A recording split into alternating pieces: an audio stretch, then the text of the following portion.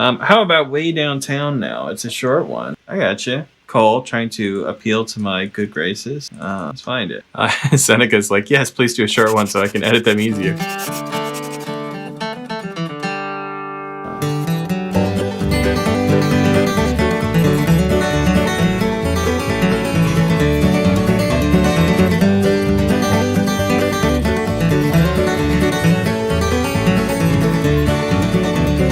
Way downtown.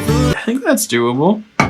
This album is kind of weird in how it's mixed. I feel like there's times where things are really buried because they have a lot of things going on, and this is kind of one of those moments where like Doc's guitar could have been a little bit more present.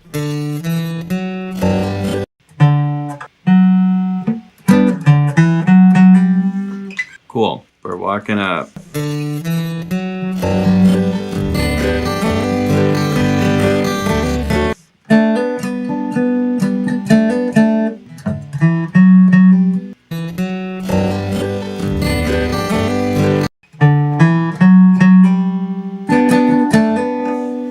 It sounds like he doesn't do anything for a while, and then he does this strum. Like I hear another guitar come in, but he doesn't do anything in this pause.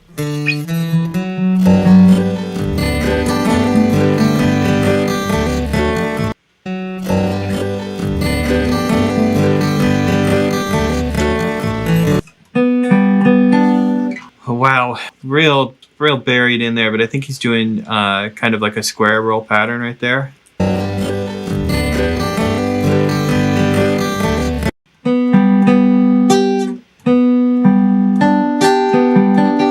God, it's hard to hear.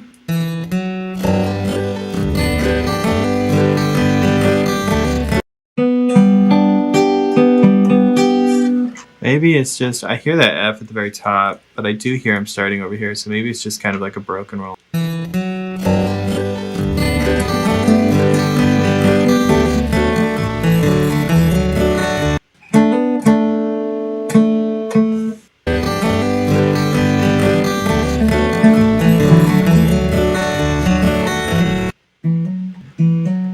Cool. What's up, Cole? Yeah, it's weird. That's why I've been having such a hard time getting a note for note. Yeah, obviously the melody is easy to find, but all the strums and other stuff he's doing is hard to get. I agree, man.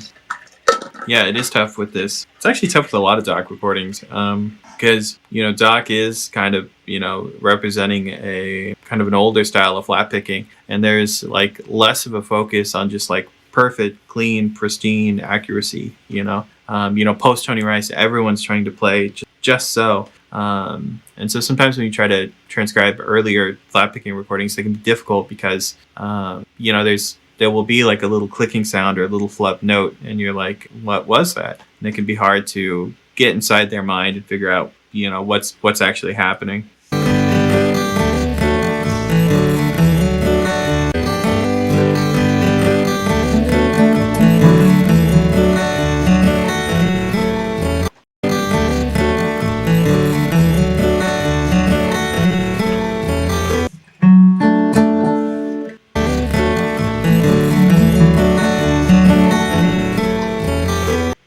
I don't think he hits a C note. I think he hits the E. I don't know. I can't tell if that's a bass player or not, but whatever.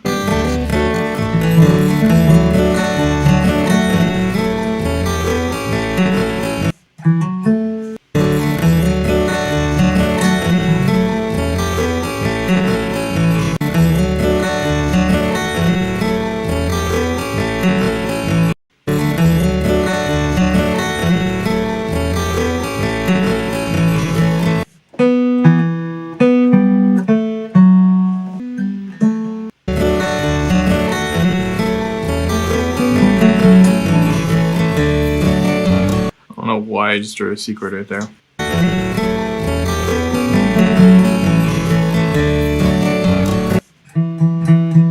I think I just heard that D note a bunch. That's what my brain is telling me I just heard, but I don't think that's right.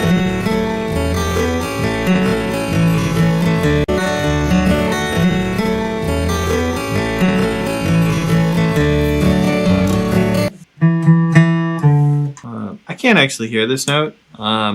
I'll tell you why I wrote it though. This is what I'm talking about trying to get into people's heads a little bit. If I look at if I look at this note, I hear it stop. It stops right when another eighth note should happen. There should be another note here somewhere, right? Probably on one of these, the same string or an adjacent string. I know that since this note stopped, he intended to play another note, but I can't hear what that note is. It's a little bit of a flub situation. And so this would be my guess, knowing that the next two notes I hear are these. Almost like this is a thematic, thing. It's almost like you're an art conservator or something, and you're like, the painting is damaged, and you're trying to paint the restoration and see what was there underneath. It's almost kind of like that, because I could just write an X and be like, hey, you're on your own. Play a dead note there. Try to play a dead note exactly like Doc. Or I can say like, hey, I think this is what was intended to happen, even if it didn't come out perfectly. Maybe you can try to recreate it more perfectly. I don't know. It's a tough situation whenever you're dealing with that. I'd rather write the note and just put it in parentheses, as if to say like, you can't hear this in the recording. This is my best guess. And maybe that's me overstepping my bounds, transcribing, but that's what I think is more useful.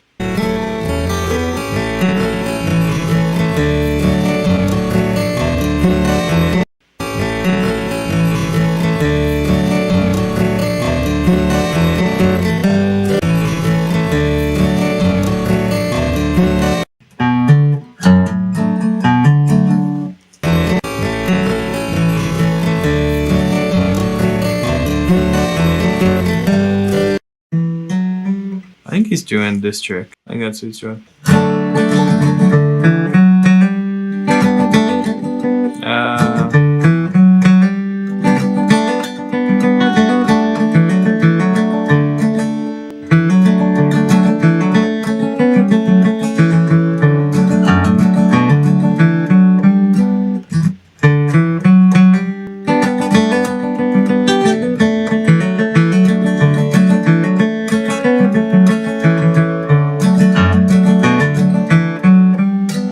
That's it. Wasn't about playing a lot of eighth notes. I thought that was really, really cool too. Let's go back to this real quick. I'm gonna put in the pick strokes. It's a short one, so it'll be easy. I think that's kind of what happens when you get, when you're playing at a certain level, and you get in those situations where you're with other players that are kind of at that level, and everyone's looking around like, hey, isn't that guy really good? We're all looking at each other thinking, hey man, that guy's competition. Hey, that guy's really good too. And the interesting thing is that everyone in that situation is a good player, just in different ways. We all have different skill sets, and so the way that we're impressing each other is not because they're playing Marcel better than I play Marcel. They're doing their own things in a unique way, and in a way that I wouldn't choose to do them. So I find that interesting.